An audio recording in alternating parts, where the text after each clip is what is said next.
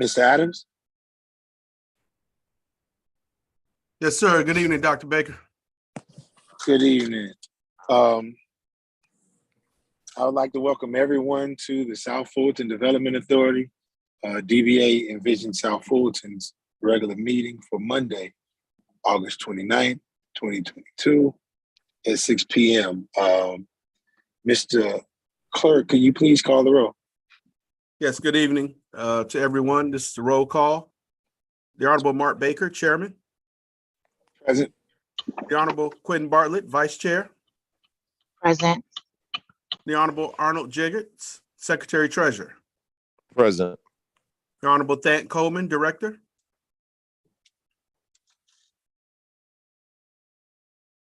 Mr. Thant Coleman. The Honorable Walter Jordan, Director. Present. The Honorable Nathan Lewis, Director. Present. The Honorable Mercedes Miller, Director. Present. The Honorable Derek Pollard, Director. Here. And the Honorable Rick Ross, Director. Here. Mr. Coleman, are you there? I do show him in the meeting. Mr. Chairman, you do have a quorum. Thank you, Mr. Clerk. Please sign the first item. First item is approval of the meeting agenda for August 29th. I entertain the motion. I'll second. This is Mercedes. Director Miller, can you make the motion? I just entertained it. I don't think we have someone to make. Okay, sorry. I make a motion that we approve the agenda as presented. I second that. The motion second. Any discussion? Hearing none, roll call vote, Mr. Clerk. Roll call vote to approve. Chairman Baker, Aye. Vice Chairman Bartlett, Aye. Secretary Treasurer Jiggetts, Yes. Director Coleman, Director Yes, Jordan. and my apologies. I was having problems with my audio. All right, thank you. Director Jordan, Aye. Director Lewis, Aye. Director Miller, Aye. Director Pollard, Yes. and Director Ross. Yes. That item was approved unanimously. Thank you, Mr. Clerk. Please sign the next item. Next item is approval of the July 25th, 2022 regular meeting minutes of Envision South Fulton. I'll entertain the motion. I motion that agenda be approved. That's the minutes. Excuse me, that those minutes be approved. I apologize. Is there a second? I'll second. Thank you, Director Miller. It's been properly moved in second. Any discussion? Hearing none, Mr. Clerk, please take a roll call vote. Roll call vote. Chairman Baker, Aye. Vice Chair Bartlett, Aye. Secretary Treasurer Jiggetts, Yes. Director Coleman, Yes, Director Jordan, Aye. Director Lewis, Aye. Director Miller, Aye. Director Pollard, Yes. and Director Ross. Yes. That item was approved unanimously. Thank you, Mr. Clerk. Please sign the next item. Next item is public comment. And just checking one last time, we did not receive any comments for tonight's meeting. Received, thanks. You can sign the next item. Next item is item 6 under agenda items, letter A, American Rescue Fund Act presentation. And I believe this will be done by Attorney Walker. Thank you, Mr. Clerk. Attorney Walker, you have the floor. Yes, Mr. Adams, I'm having a little bit of difficulty. I can pull it up, but it's not pulling up all the way. Can you see if you can put it up on your screen? I sent it to you by email.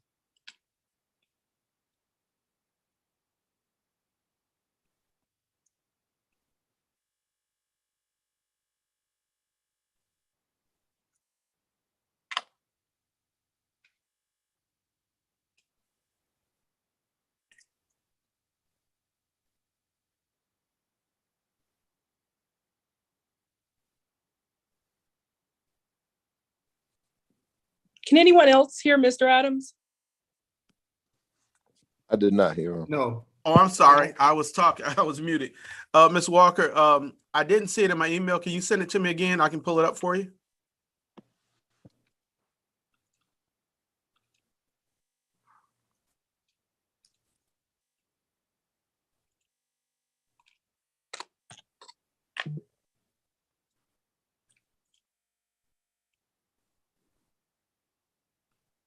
Okay, I just resent it. Okay.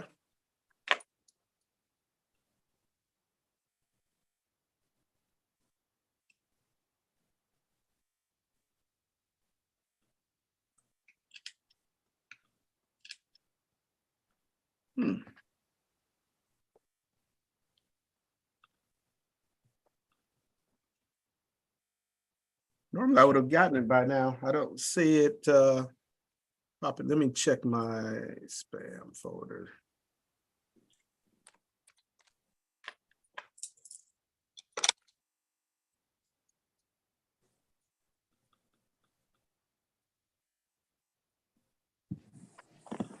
Ms. Walker, I have not received it. I'm sorry. Do you have another email that I can send it to? Oh, just popped in. Okay. Yeah. Here we go.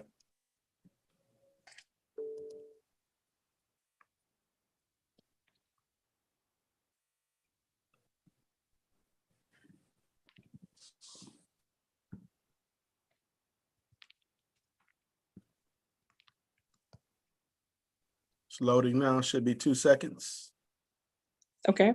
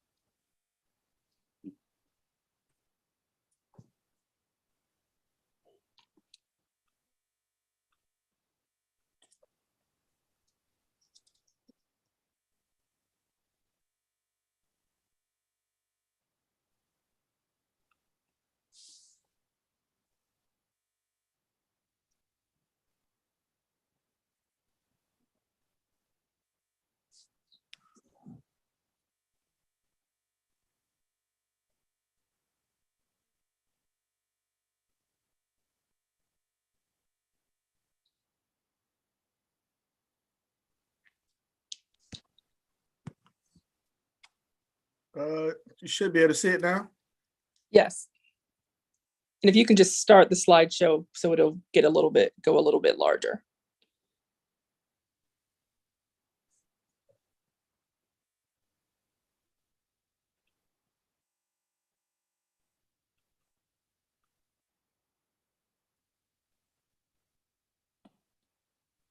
Okay, so directors, as you're aware, you recently executed an IGA with the city. And within that IGA, you were allocated $60,000 for American Rescue Fund Act funding. And there is an additional opportunity per the city manager to give you an increased amount. But before she increases any amount, under the authority that she has, she's requested for you to provide a proposal. So we've spoken briefly about this, or we spoke briefly about this at the prior meeting, but when you do have your next planning session / retreat, my recommendation would be to incorporate discussion on the use of that funding. And so I thought it would be good today to give you basically a brief summary of how those funds work and how this legislation works, just so that when you go into your planning session, you have this background. And then when the meeting's over, I will share with you the slides as well. So, and Mr. Adams, if you can go to the next slide.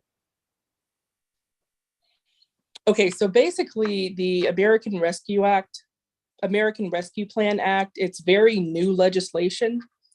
It was enacted, or it was signed into law in March of 2021 by President Biden.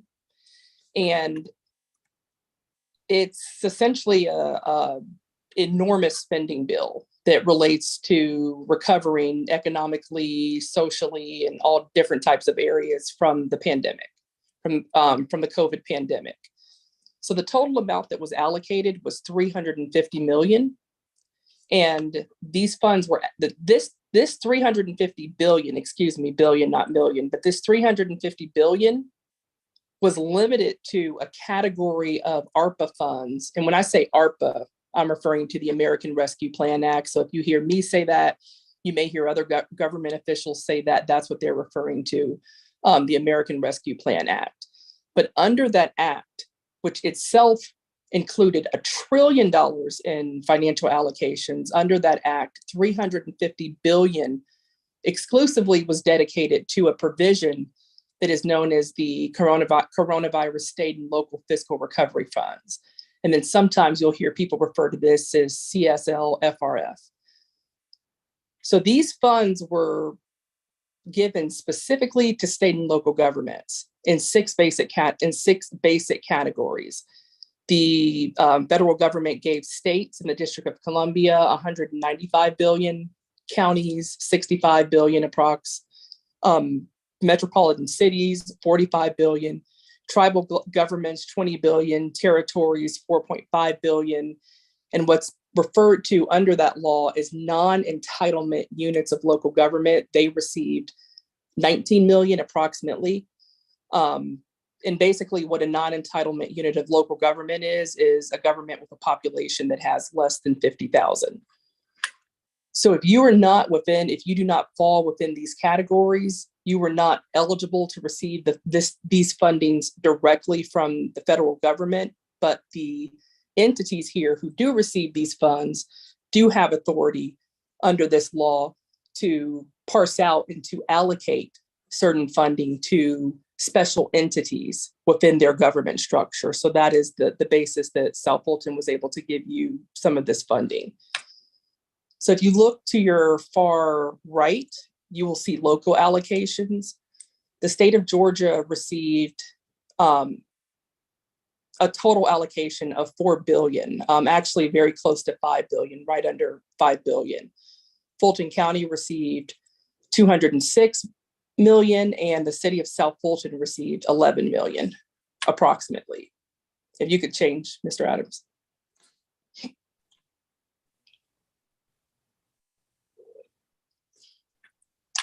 Okay, so the purpose of these funds, there's three essential purposes, and one that's to fight the pandemic and support families and businesses with the public and economic health impacts of the pandemic.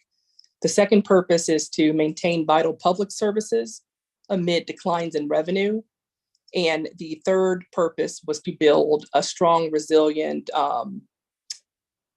just thriving economy by investing and flushing this cash into pretty much the infrastructure, government entities across the country, and to flush this cash in and hope that it helps bring the country out of the recession that it was spiraling into based to the decline of activity professionally, socially, commercially, just among almost every category that you can imagine during the height of the pandemic. So to facilitate this purpose, there were restrictions put in place to make sure that that purpose was accomplished. And these are the restrictions that are going to most predominantly guide what you do with this funding. So there's 4 essential restrictions. The first is to replace lost public sector revenue. This restriction would typically be more fitting for a state or local government because they have numerous employees. They have, just millions of dollars in funding that a lot of cities, counties, states lost during the pandemic. So one of the uses is you can replace lost public sector revenue. That's not really going to be something that is extremely relevant to you just relative to the other factors. And then the second allowable use of these funds is to respond to the far-reaching public health and negative economic impacts of the pandemic. The fourth is to, and I'm going to come back to that one because I put a star next to it because that one is basically the star of the show. It's the star of the show for your purposes and also for most jurisdictions across the country. That is going to be the provision within this act that allows you to have the flexibility to meet community specific needs. But I'll come back to that one. And then the third is to provide premium pay for essential workers. And the fourth is to invest in water, sewer, and broadband infrastructure. So the bottom two are pretty self-explanatory. Those can be relevant, but won't be as relevant for your purposes as the second prong. So this second prong, it says that you can, there's no really bright red line rule as to how you can achieve this goal. But it says that general guidance is given to that you can use these funds to support the health of communities. And that's very broad language because almost anything that's going to make the community cleaner, that's going to make the community have more jobs, more resources, is going to promote that. Whether it's the physical health, the economic health, the social health, the professional health. So you have a lot of room in that category. So you can also help maintain households. So there's a lot of room in that category, obviously making more jobs available, small business loans, just, anything that you would reasonably say would help a household would fit in that category. And then small businesses, I mentioned previously the small business funding, small business programming, seminars, etc. You can use the funds for impacted industries, which pretty much is every industry. I think every industry, it would be, in my opinion, would have been impacted by the pandemic, but obviously there's a sliding scale, some more than others. But for your purposes, there is no limitation. You just would have to have a reasonable basis to say that this industry was impacted. You can use these funds to mitigate impacts on nonprofits and basically just the public sector in general to just help it recover from economic impacts. So that's very, very broad language. You can go to the next slide. Okay. So the good thing about the slide before where I put the star, where you have this broad flexibility, is that the federal government, particularly the US Department of Treasury, they have gone out of their way to let you know, look, you have flexibility here. And the term that you will see frequently through the regulations that regulate what your allowances are and give you guidance, et cetera, you will see the term substantial flexibility, either substantial flexibility and often substantial flexibility together. Like, for example, I've just taken two provisions out of one of the regulations that provides guidance on what you can and can't do. And it says that the program and the Treasury's interim final rule provides substantial flexibility to recipients, and the recipients would be you as well as the city. It's anyone who's using these funds under these guidelines. It would say to respond to pandemic impacts in their local community. This flexibility is designed to help just the city governments, basically the entire country, not only get back on the same page that it was, but just to be thriving and to just mitigate the impacts of COVID-19. And then I've copied and pasted a second section that also speaks to the flexibility that exists. It says, and I particularly like this section because this section recognizes that these needs are going to vary jurisdiction to jurisdiction, community to communities. Some communities are going to have certain issues or certain areas that were most impacted, and other communities have different areas. So this rule says that the Treasury recognizes that the impacts of the pandemic vary over time by jurisdiction and by population. And therefore, their regulations are designed to provide you with flexibility to identify just even additional disproportionate impacts. And when they say additional, they're talking about things other than what they have provided to you for guidance. So that's just reiterating that there's no bright line rule, that you do have this flexibility here to accommodate any type fund use or planning that you put in place to assist your local jurisdiction. So what is the best course? Since this is a very, very new law, there's legislation on it, but there hasn't been a whole lot of implementation and use. It was just put in place, like I said earlier, in March of 2021, which was last year. So my recommendation in moving forward, because you do have limitations, but the limitations are so broad, my recommendation is to shoot for two things, and that's rule compliance and good faith. So by rule compliance, I mean looking at the regulations that guide and dictate and provide assistance with respect to what you can and can't do. And those include the number one document that anyone operating under use of these funds should have some familiarity with. And when I say anyone, I don't necessarily mean that you need to go read these regulations word from word. I just mean that someone needs to be looking at the final rule. And in this case, and in most cases, it will be an attorney or just someone else who's assisting you. But it's also helpful if you have spare time to go and look at the final rule. And I've put a link to it below.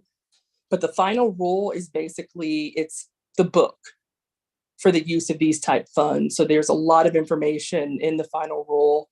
Unfortunately, it's over 100 pages. It's extremely long, and the wording is very, very tiny. So if it was actually in normal font, it would be even longer. But that's going to be the guidance that the federal government has given you. They also have created an overview of the final rule, which I put a link for all of these documents. And that overview is basically, I don't know if you remember from high school, Cliff's Notes, but that's basically your Cliff Notes. It's a simplified summary that says, okay, here are the major points of the final rule. And then you have final rule facts, question and frequently asked questions. So the inquiries that the United States Treasury was most getting by recipients, they graciously just put it in document form, and they have that, and they update it as new questions come by that the Treasury deems relevant to let all recipients know. So if you check the page one day, you may check 2 weeks later, and there's different questions that are addressed. So it's beneficial to just randomly, look at the frequently asked questions. You also have a really, really nice affordable housing how-to guide. And this guide was created by the Department of Treasury, as well as HUD. And what's really, really nice about this guide is that it gives you, it goes in alignment with the next one. So you have the how-to guide, but then you have it that's in alignment with the next thing that says, with the next item that says tool for determining LMI, which is low and moderate income households, because there are some requirements within the final rule that require you to take certain actions when you're dealing with affordable housing and LMI. So they give you a spreadsheet to determine LMI thresholds for your particular jurisdiction. So that's really, really helpful. And then they also just give you other feedback and suggestions.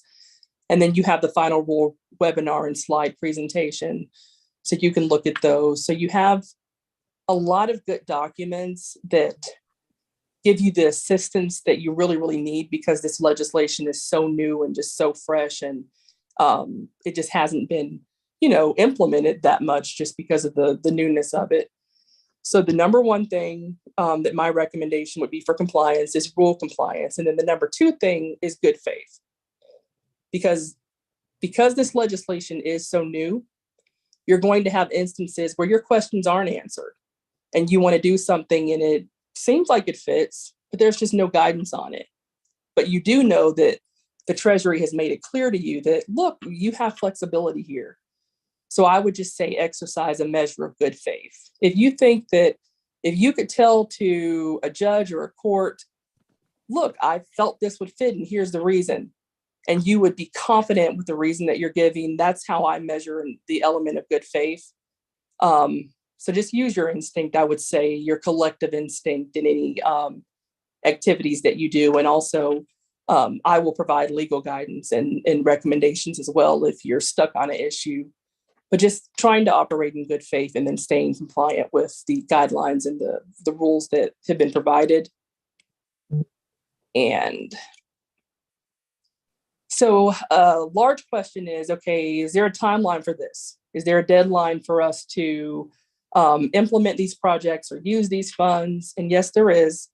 The Treasury Department has said that you need to obligate the funds by December 31st, 2024. And then after the funds have been obligated, you have until December 31st, 2026 to complete the project. And anything that you don't complete by that date, the funding would be, you would be required to give the funding back to the federal government. So, we would just keep in mind that if you do anything, if you entered into any contracts or any agreements with any party, you would make it clear to them that, or we would make it clear to them that regardless of what we do, to any extent, we're required to end the project because we've run against these deadlines that are set. That's just something that's within the discretion, the automatic discretion and right of the authority to do that. So that's basically a rundown of what's allowed and what's not allowed with respect to these funds. So again, when you meet to discuss your retreat and your planning session, in the time before then, if you can start individually thinking about, okay, what are some ways that I feel would be in the best interest of the community to use some of this funding? And then you can share those ideals with other board members and you can come to a consensus. So it's not only within the current financial pot that you have, which is the 60,000, but it's also coming up with a way to potentially, if it's your will, to do an even larger project, which the city manager said she will in good faith consider, but she requires that you let her know what the project is before she gives any approval as to whether she'll use her available funding that's budgeted for economic development for that purpose. Attorney Walker. Yes. One second, Attorney Walker, are you completely done with your presentation? Yeah, there's one more slide. Okay, please allow her to finish, and then you'll be first in the queue. Absolutely. Yeah, and then it's the last slide is just essentially if you have any questions, I'm here to answer any questions that you have.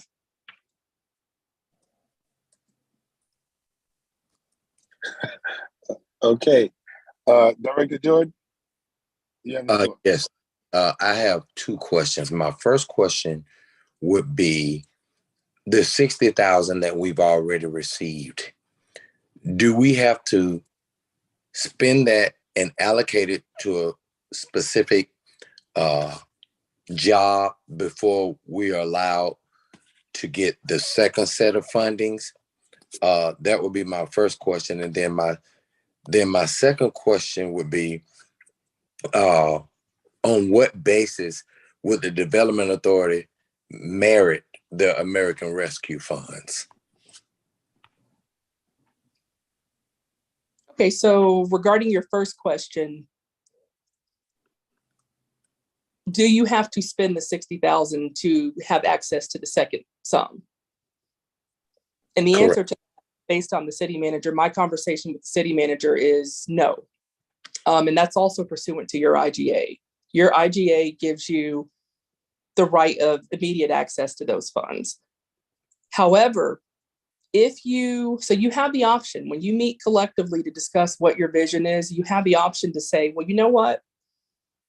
Instead of doing a smaller project for 60,000, and then doing a proposal for a bigger project, how about we include the 60,000 within the bigger project? So you have that discretion too. So it's your complete discretion whether you want to use the 60,000 immediately and then request additional, or hold off and then just do a bigger project that requires approval for more funding.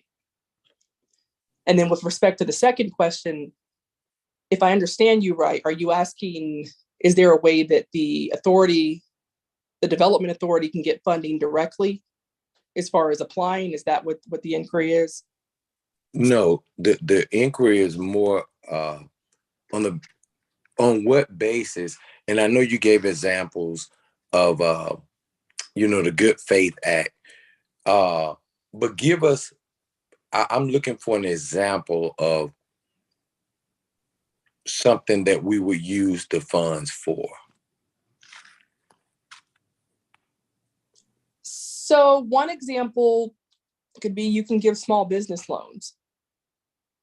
I know the city of McDonough, for example, gave small business loans. I think there was a cap, their development authority, and it was about 2 years ago. I know it wasn't recently, but they had recipients sign IOUs, and they gave like in increments of 2,000 to 3,000. So you would have the ability, if you gave small business loans, to do a good number of those.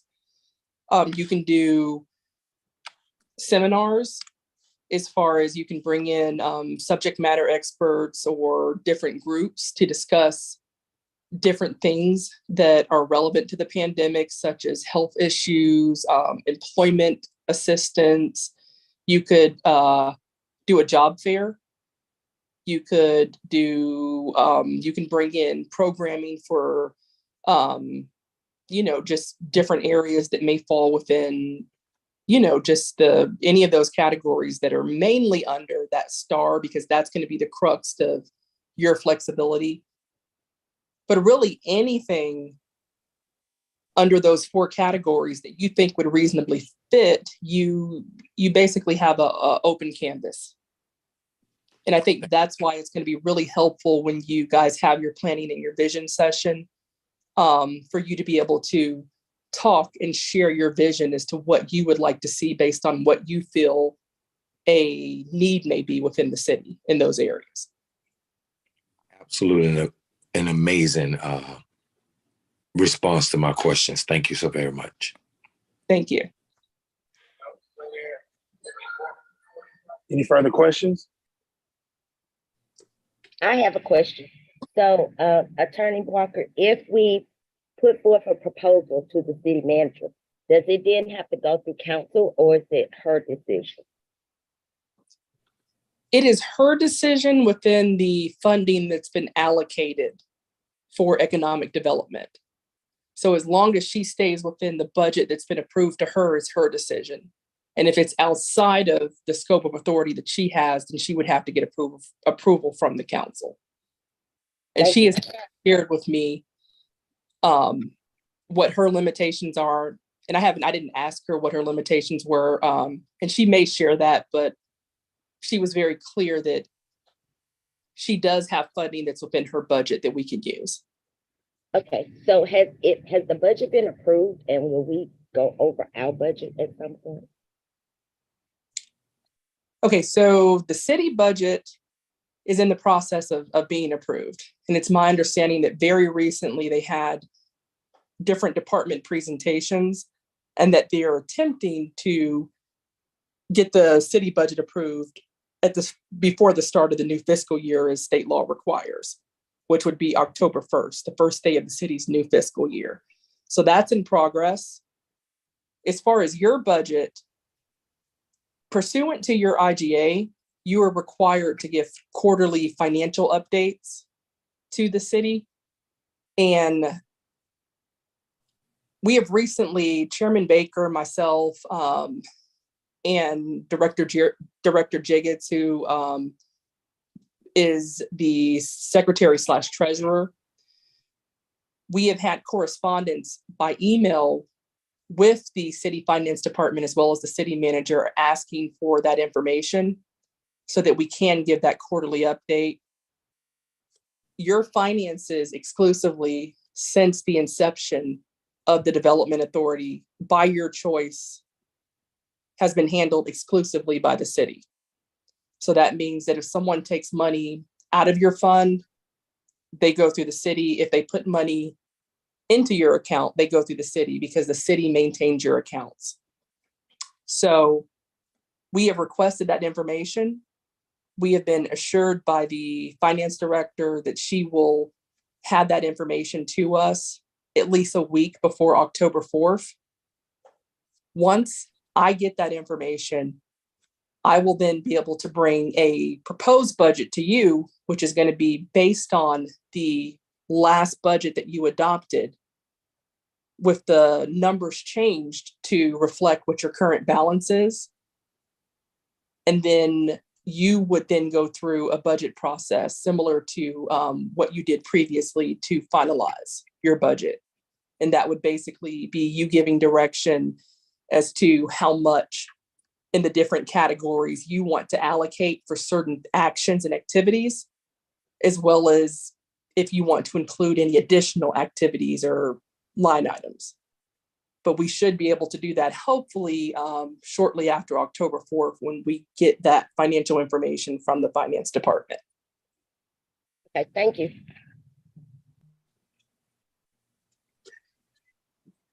Any other questions?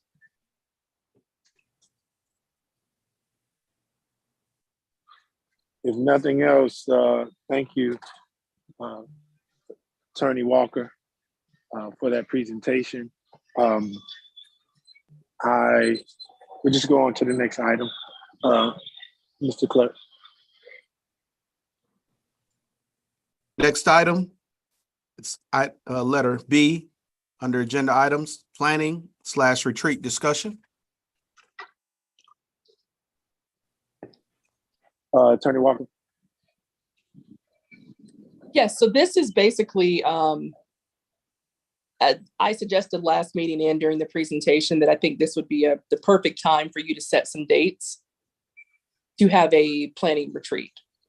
And that's where you just kind of go over your mission, you share your vision, as well as discuss how you want to use the available funding that you have for ARPA, as well as whether you want to do a larger scale project and present that proposal to the city or to the city manager. And then if, depending on the size, to the city council. I would also like to add to that that there are funds available that we have that are outside of those ARPA funds, and if directors have been planning or have ideas of projects, we could discuss those as well. And I did have a conversation, communication with Artie Jones, who presented last meeting, and he gave a couple of dates. And I think that once we get a grasp on those dates, I believe we can make a decision. Give me 1 second. Okay, they're in November. Can I? I understand he's on the. Go ahead. Yes. Yeah, I was going to tell you, Artie is actually on the call.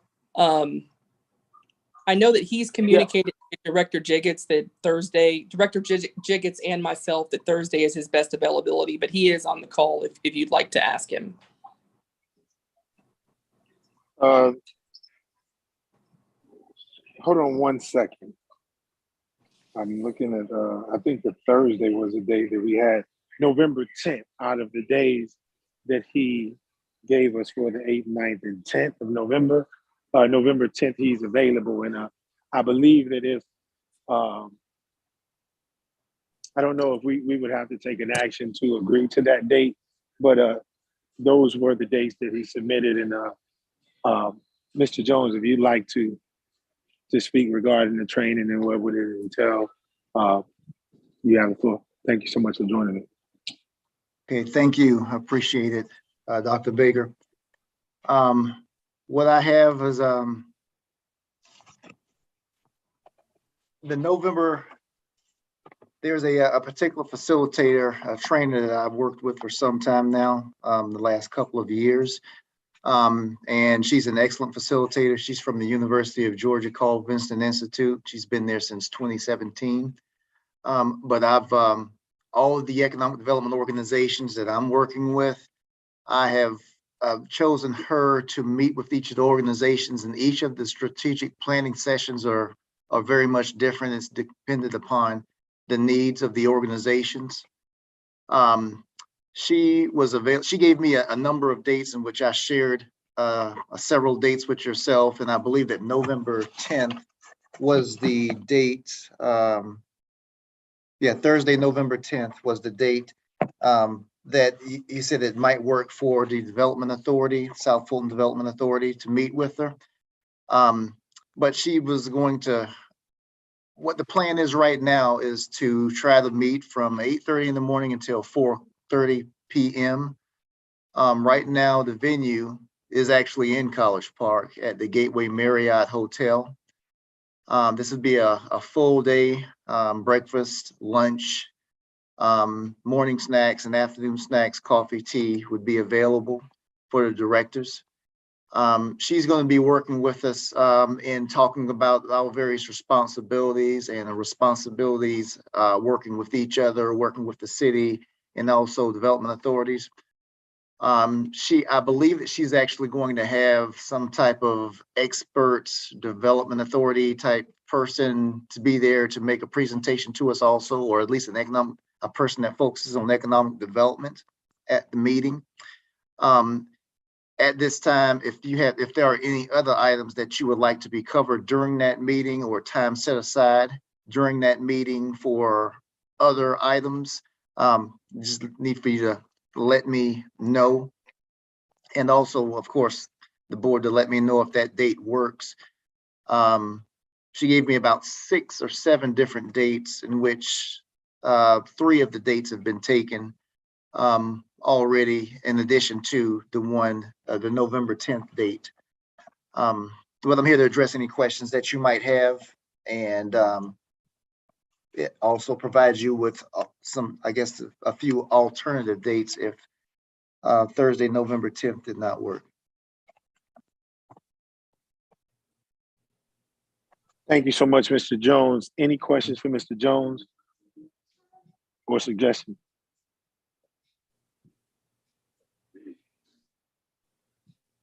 If none, Madam Attorney, would it be, proper to take a consensus vote on the date of November 10th so we can lock that in? Yeah, I actually do have a question for Mr. Jones.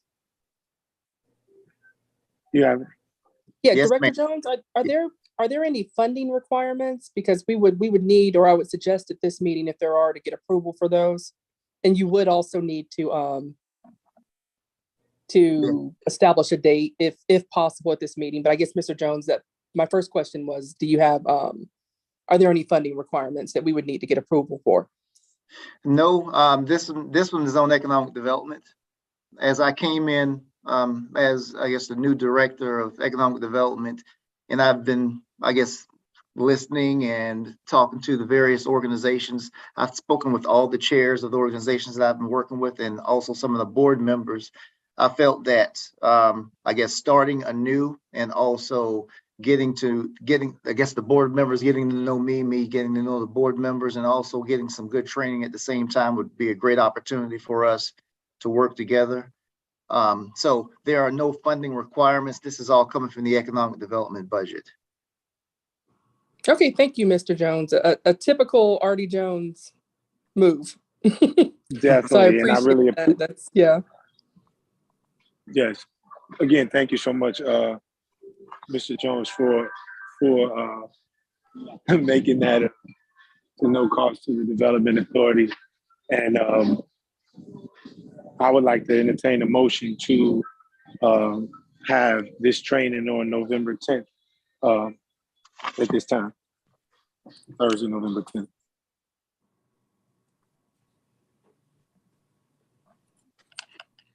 I would like to make a motion that the board votes to approve the November 10th date to attend this training. So moved. It's been properly moved in second. Any discussion? Hearing none, Mr. Clerk, can you please take a roll call vote for us? Roll call vote. Chairman Baker, Aye. Vice Chair Bartlett, Yes. Secretary Treasurer Jiggetts, Yes. Director Coleman, Nay. Director Jordan, Aye. Director Lewis, Yes. Director Miller, Aye. Director Pollard, Yes. Director Ross. Aye. That item was approved 8-1. Thank you so much. And thank you again, Artie Jones, for your assistance in this matter. Mr. Clerk, please sound the next item. Next item is executive session if necessary. Madam Attorney, do we have any items regarding real estate personnel or litigation? None that I'm aware of. Okay, well, if Chairman. any directors, Chairman Baker. Chairman Baker. Yes, sir. This is Director Pollard. Can a director request maybe 5 minutes in executive session to talk about real estate? Is that appropriate? Of course it is. Would you like to make that motion? I would like to make a motion to spend about 5 minutes in executive session to discuss real estate. I second. Been properly moved. Second. Any discussion? Hearing none, roll call vote. Roll call vote for executive session. Chairman Baker, Aye. Vice Chair Bartlett, Yes. Secretary Treasurer Jiggetts, Yes. Director Coleman, Yes. Director Jordan, Aye. Director Lewis, Aye. Director Miller, Aye. Director Pollard, Yes. and Director Ross. Yes. Okay, you should see the breakout room shortly.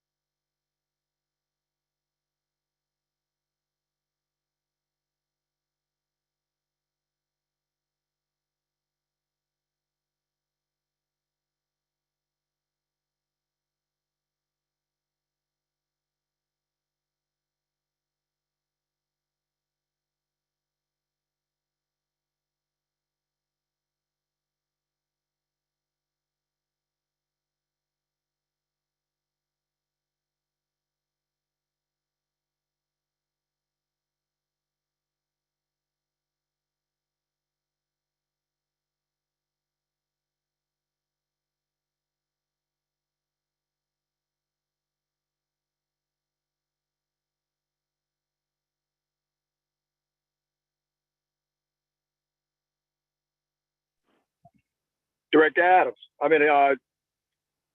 Mr. Adams.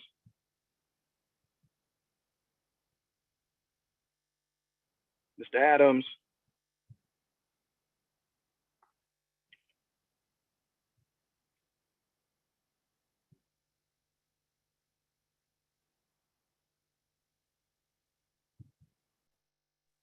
Hey, Mr. Otway, can you tell Mr. Adams to let's come back to the regular room? Mr. Otway, are you there? Yes, I'm here. Can you get Mr. Adams to come back? I couldn't hear anybody. We went to the executive session and I Okay. couldn't hear anything and they couldn't hear me. So could you tell them that I'm back in the regular room? Okay, we'll do. Thanks.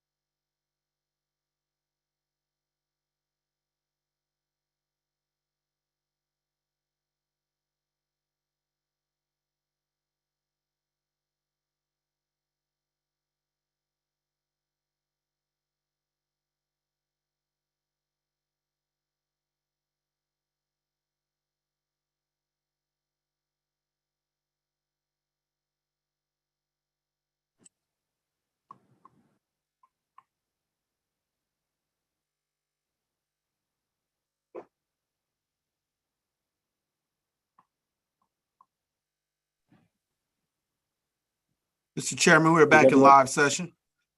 Thank you so much. Thanks, everybody. I'll entertain a motion to reconvene.